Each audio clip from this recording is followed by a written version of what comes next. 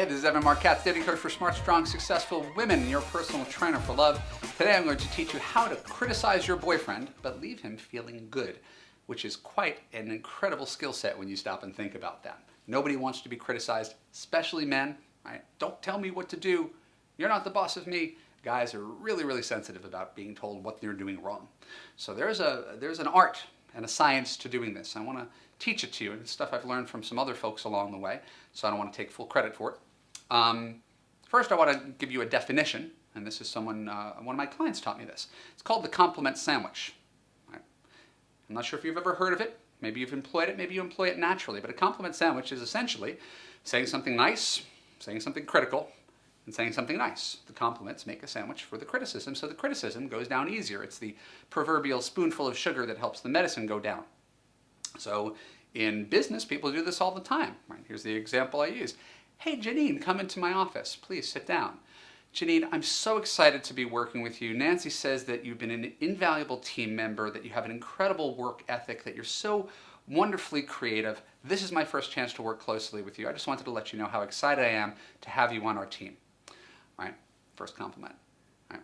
I just received this report that you wrote, and we're trying to do a proposal for our client. I just feel like we need to punch up our benefits about what our client gets out of our services on page 6. So if you could do another pass at that, right? Try to demonstrate the benefits of our services to the client on page 6. I'd really appreciate it. Get it to my desk on Friday. Thank you so much for your time and attention. I think that I've heard nothing but good things about you. I'm really excited to see your work on this one, and I look forward to collaborating with you more in the future. It's the compliment sandwich. And now another version of that is, hey, Janine, come into my office. Page 6 sucks, redo it. Now it's the same exact message. It really is the same exact message, but one had a lot of words that made it go down a lot easier. Right? Page 6 sucks, redo it. So when we're talking about how to criticize your boyfriend, right, and make it go down easy, we're talking about some form of a compliment sandwich. Right? And it begins with validation. And it ends with validation and a possible solution. Okay? And in the middle is criticism that doesn't seem personal. It's not an attack.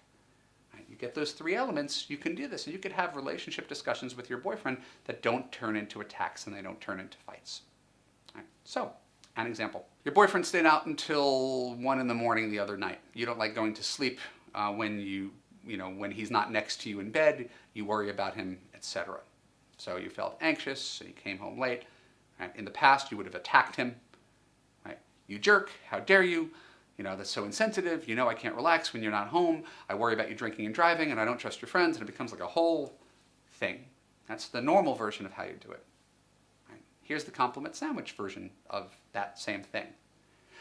Brad, first of all, I just want you to know you're such an amazing boyfriend. I'm really so appreciative that I found you. You make me feel special every day, and I really love the fact that I could be myself with you, and that I hope I could let you be yourself as well, and I don't micromanage you, and I let you do what you want. So I think it's wonderful that you're so close to your guy friends, and you try to go out with them at least every other week, and I certainly don't want to stop you from doing that, because you're such an incredible boyfriend to me.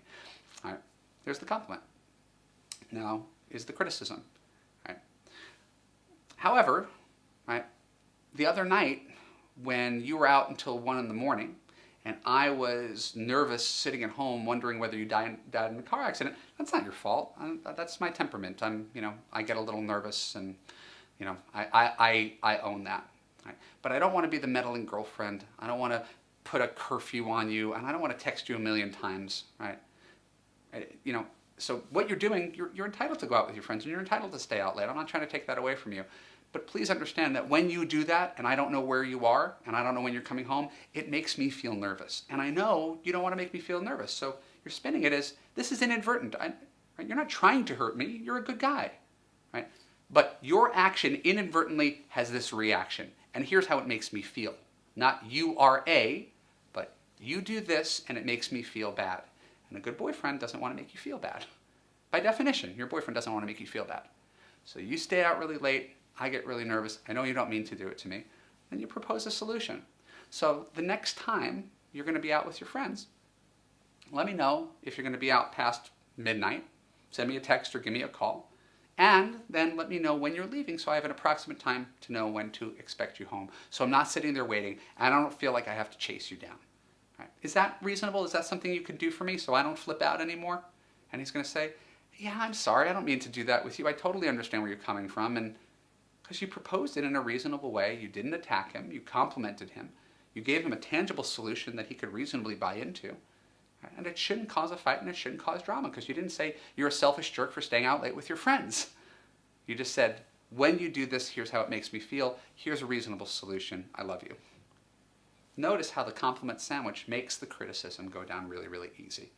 So I really would encourage you to take this thing out for a spin, try it on for size. Think about the thing that annoys you about your boyfriend repeatedly. Most conversations, right, relationship discussions, John Gottman says 70% of relationship discussions are the same discussion over and over again. So think about the thing he does that upsets you.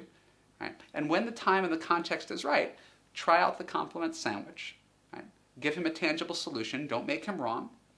Right? But make him feel good about your interaction, and you're more likely to get what you want than if you start with an attack because he disappointed you again. If he disappointed you, I swear it's inadvertent. He doesn't want to hurt you. No good guy wants to hurt you.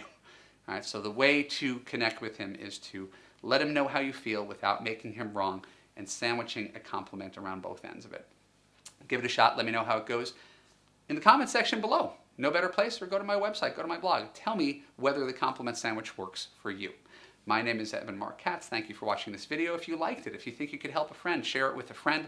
Click subscribe when this video ends and you won't miss any of the good stuff that I share with you on a weekly basis. Follow me on Facebook, follow me on Twitter, and finally go to www.evanmarkkatz.com.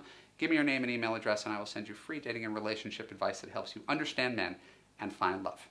Thank you for your time. I'll see you in the next video.